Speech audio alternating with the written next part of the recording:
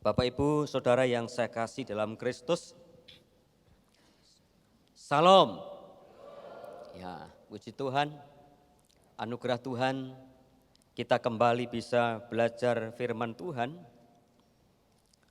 Seperti yang saya katakan dalam doa saya tadi pagi, yang baru saya katakan dan juga saya sampaikan tadi pagi, bahwa sasaran hidup dari orang Kristen itu adalah komitmen kepada Kristus. Dan komitmen kepada Kristus itu mengandung resiko yang tidak mudah, Bapak Ibu.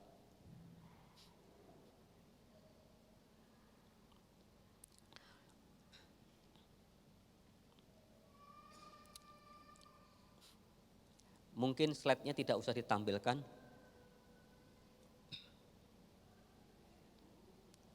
Saya ingin membaca di dalam 1 Petrus 1 ayat yang kedua. Mungkin bisa ditampilkan ayatnya. 1 Petrus 1 ayat yang kedua.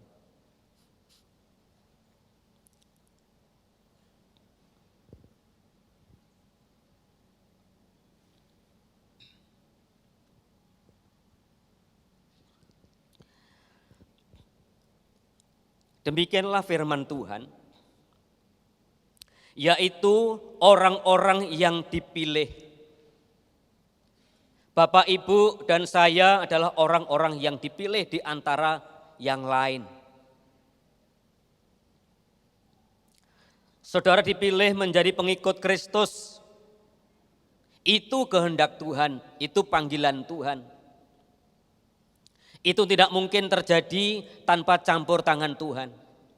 Bapak Ibu tidak akan pernah bisa memilih Kristus kalau Kristus tidak lebih dulu memilih Bapak Ibu dan saya. Nah, ini saya mau tegaskan dulu.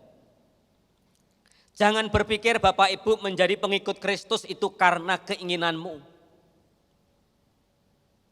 Bapak Ibu bisa menjadi pengikut Kristus, percaya Kristus itu bukan semata-mata karena kita ingin, tetapi karena Dia yang lebih dahulu mengasihi kita. Dia yang lebih dahulu menyatakan kasih kepada kita. Dan Dialah yang memilih kita. Amin. Ya. Firman berkata dalam Yohanes pasal yang ke-15 ayat yang ke-16. Yohanes 15 ayat 16. Bukan kamu yang memilih aku, melainkan akulah yang memilih kamu. Kristus telah memilih kita. Ya. Tetapi tidak otomatis lalu Anda santai berpangku tangan, Anda pasif, tidak. Setelah Anda dipanggil menjadi pengikut Kristus, menjadi muridnya, Dia punya kehendak, Dia punya tujuan. Lalu Petrus melanjutkan perkataan demikian. Kembali tadi 1 Petrus 1 ayat yang kedua.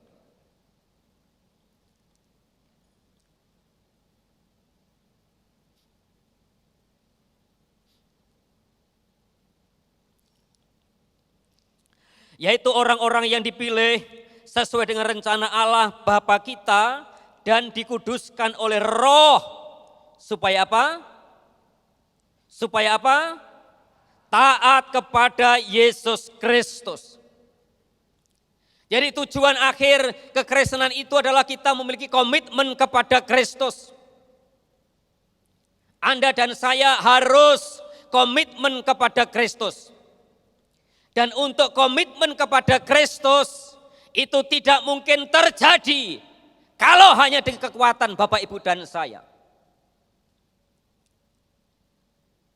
Tidak ada seorang pun yang bisa mempertahankan imannya kepada Kristus sampai kepada kehidupan yang terakhir kalau hanya dari kekuatan dirinya sendiri. Minggu yang lalu kita merayakan hari Pentakosta. Salah satu peristiwa yang paling penting, yang paling sentral di dalam kekristenan itu adalah Pentakosta. Di mana Tuhan menggenapi firman-Nya, yang terucap dalam Yohanes pasal yang ke-16. Lebih baik bagimu jika aku pergi kembali kepada Bapa, supaya Ia roh penolong, roh penghibur itu akan datang kepadamu. Jadi Pentakosta itu harusnya dirayakan dengan sukacita, bukan dengan kesusahan, kepedihan, kedukaan. Memang murid-murid pada waktu itu sebelum peristiwa Pentakosta mereka duka karena Yesus meninggalkan mereka. Tapi Yesus menegaskan, lebih berguna bagimu jika aku naik pergi meninggalkan kamu, supaya roh penolong itu datang menyertai engkau. Jadi Pentakosta itu adalah peristiwa pencurahan Roh Kudus. Hadiah terbesar bagi dunia ini adalah pemberian Yesus Kristus bagi manusia yang berdosa. Kalau Allah tidak mengasihi kita, maka Dia tidak mungkin mengaruniakan anaknya yang tunggal untuk mati menjadi penebus juru selamat bagi kita semuanya. Jadi Yesus satu-satunya jalan manusia beroleh kepastian keselamatan. Yesuslah satu-satunya jalan manusia memiliki kepastian keselamatan. Yesuslah satu-satunya yang disediakan bagi Allah untuk manusia itu bisa diampuni dosanya. Dalam Ibrani pasal yang ke-10, penulis Ibrani mengatakan bahwa tanpa penumpahan darah maka tidak ada pengampunan dosa. Jadi seluruh kegiatan ibadah dalam perjanjian lama itu digariskan atau kuncinya itu ada pada pengorbanan darah. Jadi kalau ada perbuatan dosa atau penebusan dosa, sarannya cuma satu, penumpahan darah. Jadi semua yang terjadi dalam bait Allah yang dalam perjanjian lama itu merupakan simbol sementara, lambang sementara. Bahwa untuk membereskan dosa manusia itu hanya satu jalannya, penumpahan darah. Lalu dalam Ibrani pasal 10 melanjutkan demikian. Yang berdosa itu manusia, yang berdosa adalah manusia, maka manusialah yang harus menanggung resiko. Manusia yang bersalah, manusialah yang harus bertanggung jawab. Tidak mungkin yang lain dikorbankan untuk manusia. Jadi hanya untuk sementara waktu perjanjian lama menggariskan umat Israel itu akan diampuni dosanya ketika ada penumpahan darah hewan. Itu hanya sementara, ini hanya bayangan, ini hanya simbol kepada Dia yang akan datang. Jadi yang dimaksudkan oleh perjanjian lama itu adalah Yesus sendiri. Sehingga tadi saya berkata hadiah terbesar Allah bagi dunia ini adalah Kristus diberikan menjadi penebus, korban di atas kayu salib. Manusia yang berdosa, manusia yang harus menebus dosanya. Tapi karena manusia itu berdosa, maka darahnya pun ikut tercemar, darahnya pun ikut rusak. Tidak sempurna, tidak suci. Jadi sekalipun manusia mempersembahkan atau mengorbankan darahnya, tidak akan pernah menyucikan dosanya. Maka dibutuhkan manusia yang lain yang tanpa dosa, tanpa cela, darahnya suci, darah sempurna. Siapa itu? Hanya Yesus. Yesuslah satu-satunya manusia yang lahir di muka bumi yang tanpa dosa, tanpa cacat, darahnya suci, darahnya sempurna.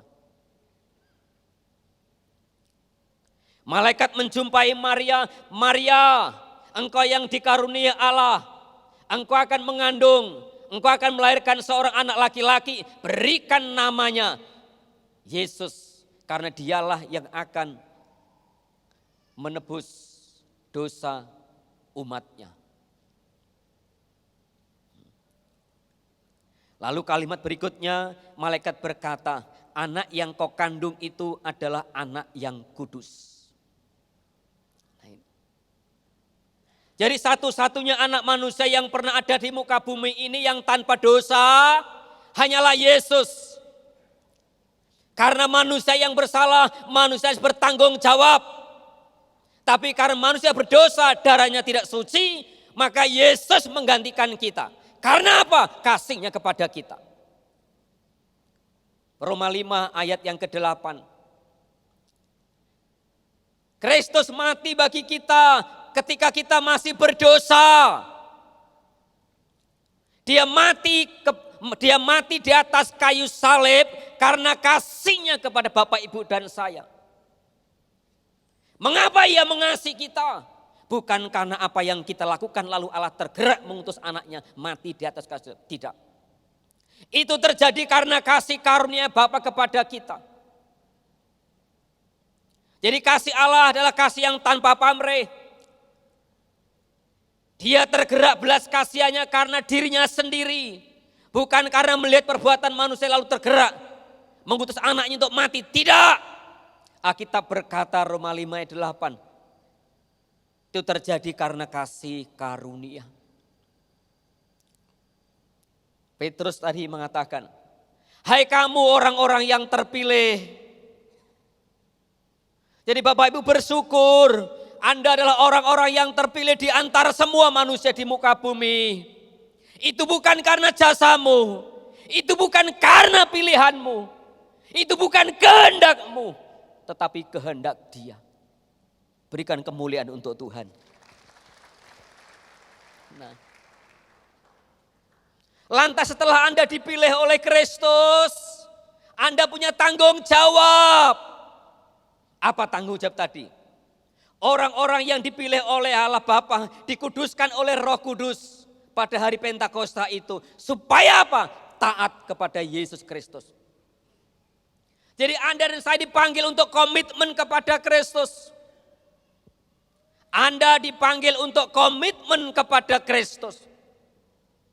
Dan untuk komitmen kepada Kristus, Anda tidak bisa berjuang seorang diri. Kekuatanmu terbatas.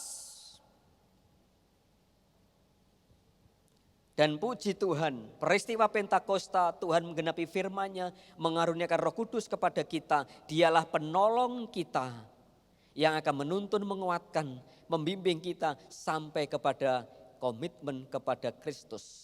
Amin. Nah ini.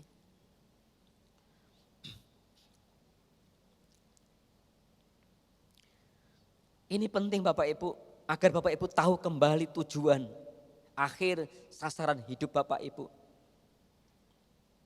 Nah, silahkan kuliah, mau S1, mau S2, S3 silahkan. Silahkan cari karir setinggi mungkin silahkan. Kumpulkan harta sebanyak mungkin silahkan. Silahkan. Tuhan tidak larang semuanya itu. Tapi ingat, itu bukan tujuan hidupmu. Anda punya karir, lalu menikah, punya anak, punya usaha dan yang sebagainya. Silahkan. Karena itu memang itu kebutuhan kita. Tuhan tahu kita perlu itu, kita bekerja keras. Tapi ingat, itu bukan tujuan hidupmu. Anda dipanggil di dunia ini bukan supaya sukses di duniawi. Penting sukses duniawi, penting menjadi saksi Kristus. Tetapi ingat itu bukan tujuan, itu alat. Alat untuk apa? Untuk mencapai tujuan kita. Apa tujuan kita? Komitmen kepada Kristus. Sampai kepada akhir hidup kita.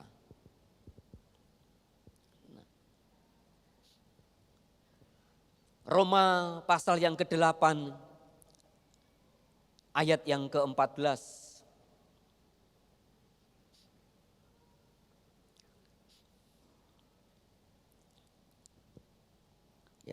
Silakan ditampilkan.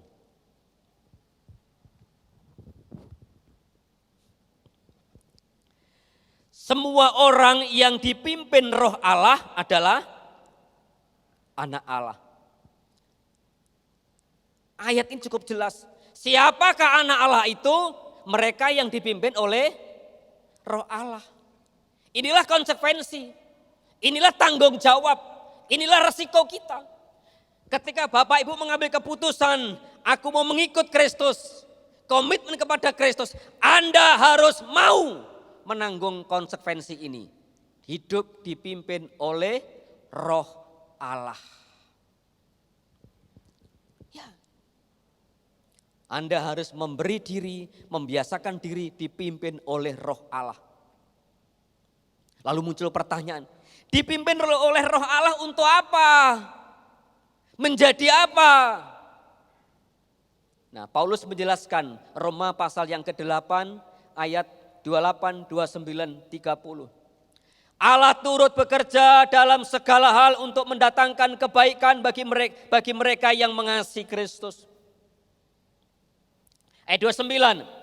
Kebaikan yang dimaksudkan oleh Paulus adalah kita serupa dengan Kristus. Jadi tiap-tiap orang yang sudah dipilih oleh Kristus ditetapkan untuk menjadi serupa dengan Kristus. Inilah tujuan Roh Allah memimpin kita agar kita komitmen kepada Kristus, tetapi tidak cukup hanya komitmen kepada Kristus, tapi Anda dan saya harus memenuhi panggilan ini, serupa dengan Kristus.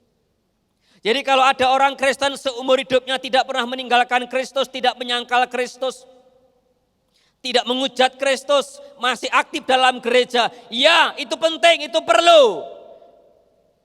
Tapi itu tidak menyelamatkan saudara.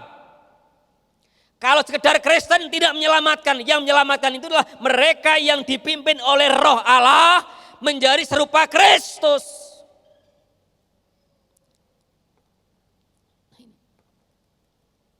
Jadi kita memang perlu komitmen setia kepada Kristus sampai akhir.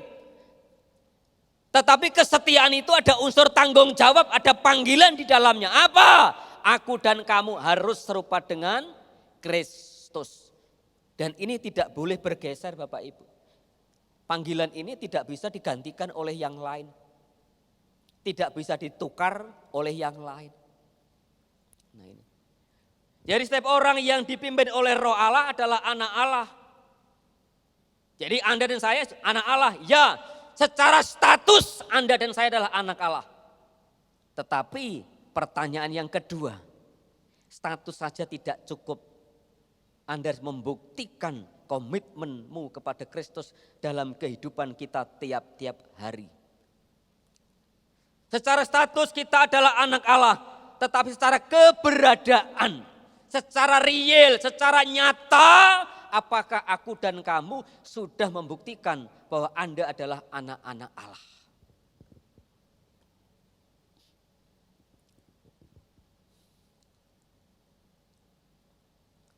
Tadi siang pulang makan, saya bergumul, saya berdoa. Istri saya tidur, saya cuci mobil.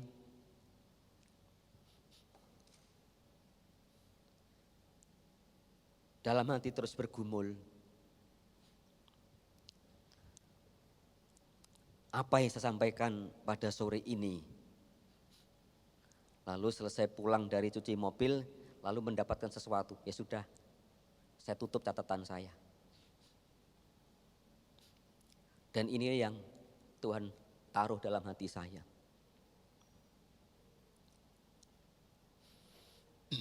Saudaraku, orang yang dipimpin oleh Roh Allah adalah anak Allah. Saya berikan ilustrasi yang sederhana.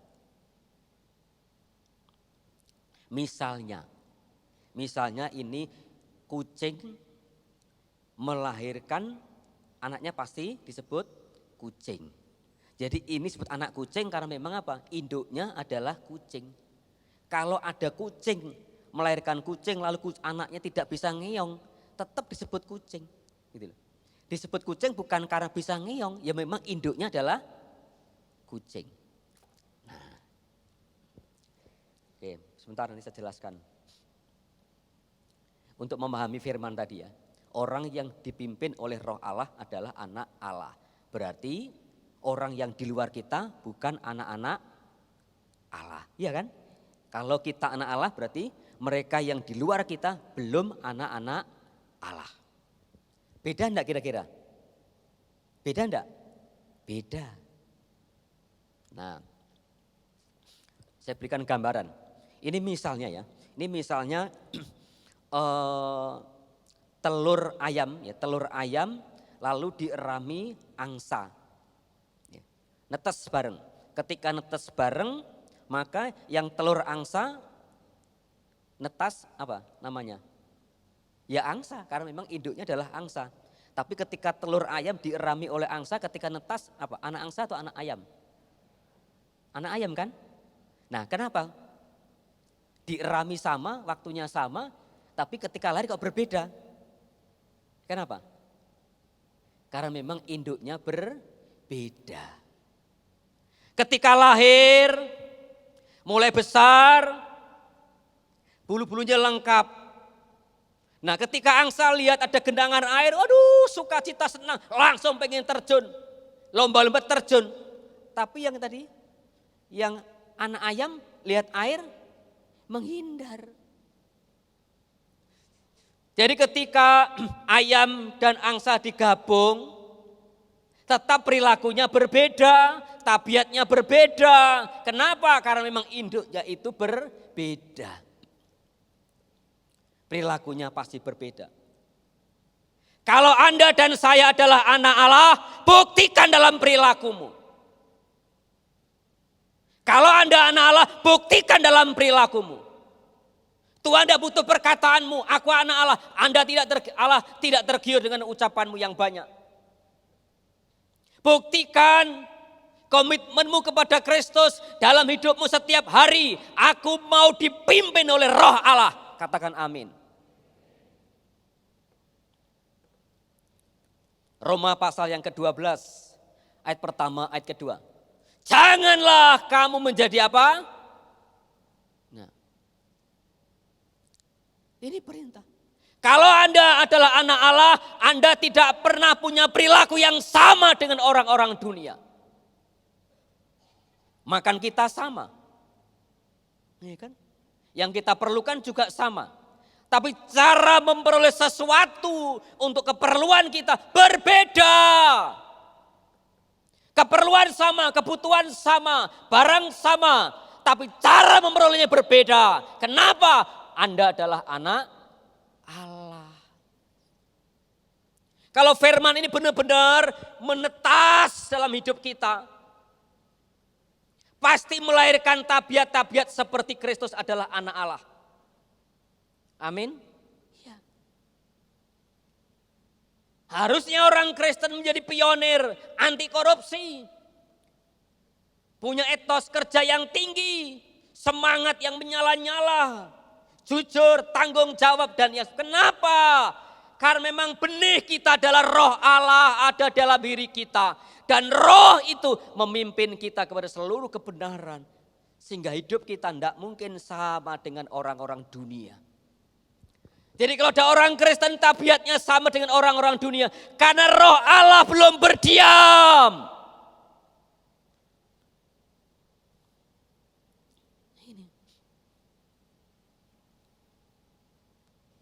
Ini kesediaan kita. Ini resiko yang tidak mudah.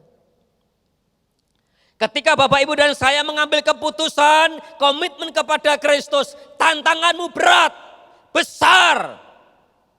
Karena Anda dituntut untuk tidak berperilaku, bergaya hidup seperti orang dunia menikmati hidupnya. Lalu apakah orang Kristen bisa bersukacita menikmati ciptaan Tuhan dan yang lainnya? Tetap bisa bersukacita. Tetapi cara menikmati sukacita berbeda. Dan cara memperoleh sukacitanya berbeda dengan orang-orang dunia mencari kebahagiaan hidup. Saudara yang saya kasih di dalam Kristus. Yohanes pasal yang ke-16.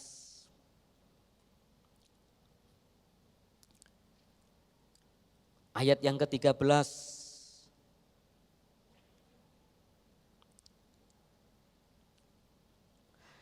Tetapi apabila ia datang yaitu Roh kebenaran, ia akan memimpin kamu ke dalam seluruh kebenaran.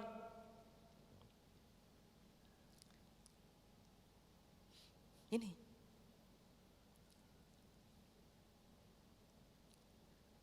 Roh itu akan menuntun saudara kepada seluruh kebenaran. Cara berpikir kita, cara memandang kita, segala sesuatu itu diubah cara berpikir kita oleh kebenaran.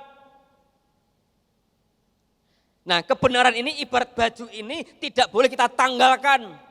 Harus kita kenakan. Menjadi apa? Menjadi perilaku hidup. Kalau orang melepaskan jubah kebenarannya, ia akan berperilaku sama seperti orang dunia menjalani hidupnya. Jadi roh itu akan menuntun kita kepada kebenaran. Dan kebenaran itu akan memerdekakan kamu. Jadi orang yang dipenuhi oleh Roh Kudus, hatinya itu sensitif, peka. Jadi jika ada sesuatu yang salah dalam dirinya, ada perilaku, ada ucapan yang salah, itu peka. Roh itu akan menemplak, menegur kita, menginsafkan kita akan dosa dan kesalahan kita. Jadi tidak mungkin kalau ada orang Kristen yang dipimpin oleh Roh Allah jatuh dalam dosa, lalu bertahan di sana, berkubang di sana menjadi tabiat hidup. Tidak mungkin. Kita masih bisa jatuh, ya, siapapun orang Kristen, hamba Tuhan sekaliber siapapun bisa jatuh dalam dosa. Bisa, karena kita memang masih mengenakan daging. Tetapi tidak mungkin terus menerus tinggal dalam dosa. Tidak mungkin, dia pasti bangkit, dia pasti bangun. Kenapa? Karena Roh Allah dalam dirinya akan menggetarkan dia, menginsafkan dia. Aku telah berdosa kepada Bapa dan kerajaan sorga. Aku akan kembali kepada Bapa. Nah ini. Ketika kita dalam kondisi compang-camping secara keadaan rohani kita. Datang kepada Bapa mohon pengampunan, bersyukur. Bapa tidak pernah ingat apa yang kita lakukan. Dia pegang komitmennya untuk mengasihi kita bagaimanapun keadaan kita. Amin. Ya. Luar biasa Bapak Ibu. Apa jadinya kalau Tuhan itu gatal tangan? Kita salah plak. Salah plak, hancur, lebur, rusak, babak belur. Ini kan? Apa jadinya kalau kesabaran Tuhan itu terbatas? Apa jadinya kita berdosa sekali diampuni, kedua diampuni, ketiga diampuni, 7 kali awas, 8 kali lenyap. Tapi kita bersyukur kepada Allah.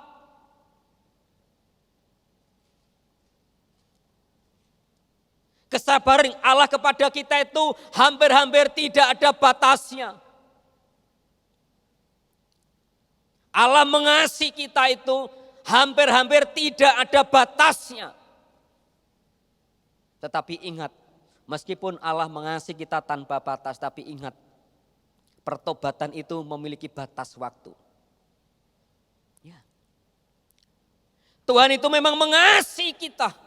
Dia mau mengampuni kita, apapun dosa kita, sebesar apapun, sebanyak apapun, dia berkata.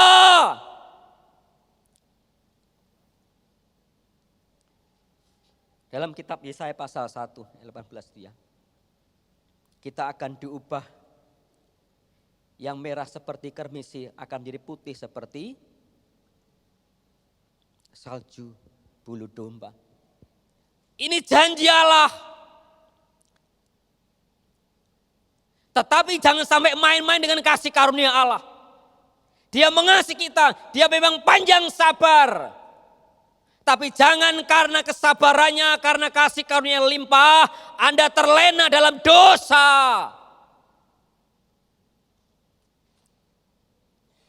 Ada ayat firman Tuhan yang favorit bagi orang Kristen. 1 Yohanes 1 ayat yang ke-9 itu ayat yang sangat favorit. Ketika kita mengaku dosa maka dia setia dan akan mengampuni semua dosa kita. Dan dia akan melupakan semua dosa kita. Iya. Tetapi jangan karena ayat ini lalu Anda sembarangan hidup. Jangan karena ada janji ini Anda sembrono mengumbar hari-harimu. Jangan berkata, Tuhan nanti aku akan sungguh-sungguh komitmen kepada Engkau. Anda tidak punya kuasa untuk menentukan hari esokmu. Makanya selama kita masih diberikan karunia umur panjang, gunakan waktu yang ada ini. Berjuang semikian rupa dengan kasih karunia Allah untuk kita bisa mencapai tujuan akhir hidup kita serupa dengan Kristus. Saudara yang saya kasih dalam Kristus, jangan pernah tunda-tunda untuk bertumbuh di dalam Kristus. Jangan tunda-tunda untuk serius memberikan hidupnya kepada Kristus. Jangan pernah menunda-nunda. Sekali lagi, jangan berpikir selalu ada waktu, jangan berpikir selalu ada kesempatan untuk berbenah diri. Jangan berkata demikian.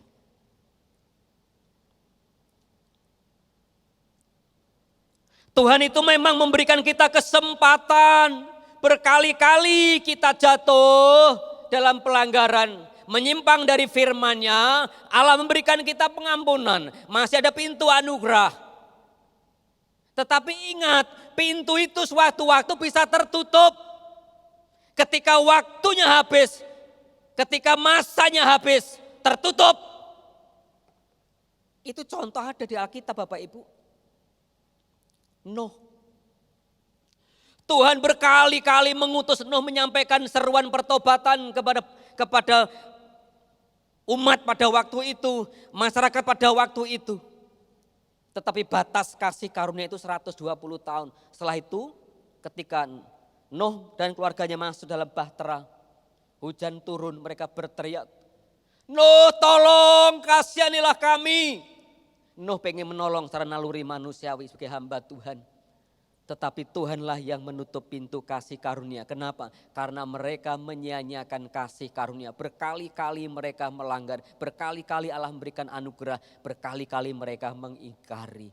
Lalu Tuhan stop. Selesai. Dalam Lukas pasal yang ke-13 ayat 6 sampai ayat yang ke-9. Tuhan Yesus memberikan perumpamaan. Oke, kita lihat sebentar. Lalu Yesus mengatakan perumpamaan ini, seorang punya pohon ara yang tumbuh di kebun anggurnya. Ia datang untuk mencari buah pada pohon itu tetapi ia tidak menemukannya. Perhatikan kalimat ini, sebentar dulu. Perhatikan kalimat ini. Seorang mempunyai pohon ara tumbuh di kebun anggurnya dan ia datang apa? Untuk mencari buah. Jadi pohon ara itu tumbuh supaya apa? Menghasilkan buah. Oke ya, itu tujuan. Terus berikutnya. Ini kenyataannya. Kenyataannya sudah 3 tahun aku datang mencari buah pada pohon ara ini dan aku tidak menemukannya. Tebanglah. Jadi secara alami, natural pertanian pada waktu itu, pohon ara itu ditanam kalau sudah 3 tahun harusnya sudah apa? Sudah berbuah. Jadi masa berbuahnya pohon ara adalah 3 tahun. Itu batasannya. Tapi setelah 3 tahun ternyata tidak kunjung menghasilkan buah. Tebang. Oke. Untuk apa ya hidup di tanah ini dengan percuma? Lanjut. Jawab orang itu, Tuhan, biarkanlah dia tumbuh tahun ini lagi, aku akan mencangkul tanah sekelilingnya dan memberi pupuk kepadanya. Mungkin tahun depan ia berbuah, jika tidak, tebanglah dia. Ini gambaran tentang kita. Ini gambaran, templakan tentang kita. Bapak Ibu ada di dunia ini untuk menghasilkan buah. Menghasilkan buah kehidupan yang serupa dengan Kristus. Ada yang umur 50, ada yang 60, ada yang 30, ada yang 20 dan yang lain sebagainya. Tuhan berikan batas masing-masing orang. Jatah itu Tuhan yang menentukan. Tetapi pada waktunya kita berbuah, tidak berbuah. Kata firman, buat apa ya hidup percuma di tanah ini, tebanglah. 3 tahun diberikan kesempatan untuk menghasilkan buah. Lalu masih diberikan kasih karunia perpanjangan 1 tahun. Berarti apa? Masanya tinggal 1 tahun itu. Kalau 1 tahun tidak menghasilkan buah, maka tebang. Jadi kita tidak boleh sembrono dalam menjalani kehidupan kita ini. Masa pertobatan itu ada batas waktunya. Masa pertobatan itu ada batas waktunya. Ketika batas waktunya tiba, maka orang itu tidak pernah bisa berbuat apa-apa. Ingat kasusnya Esau dalam Ibrani pasal yang ke-12 ayat yang ke-15. Kita tengok Ibrani 12.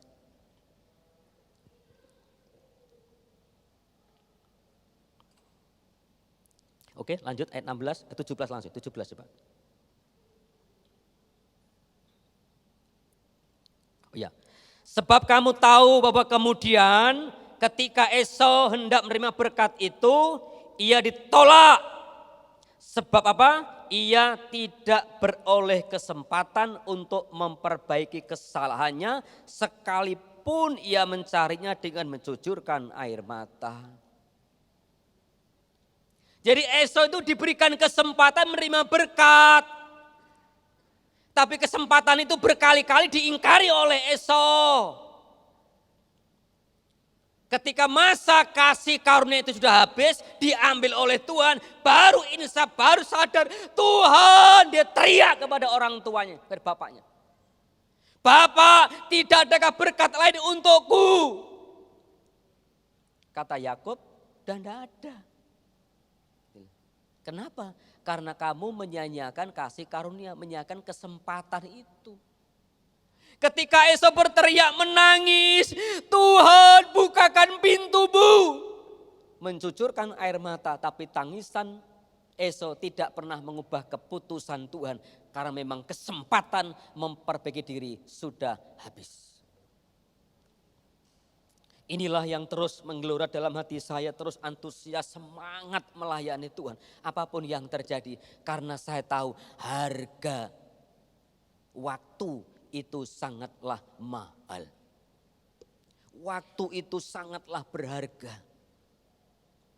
Tetapi seringkali manusia baru bisa menyadari betapa berharganya waktu, betapa berharganya usia, betapa berharganya hari-harinya itu. Setelah sadar mungkin masuk ICU dan tidak ada kesempatan hidup lagi, baru menyadari. Situasi sudah kritis, mendesak dan tidak bisa buat apa-apa, baru menyadari.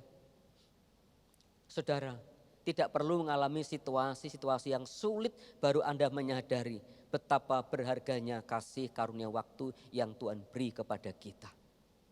Jadi marilah Bapak Ibu kita komitmen kepada Kristus. Tetapi komitmen itu harus diimbangi dengan tanggung jawab. Aku harus menjadi serupa dengan Kristus.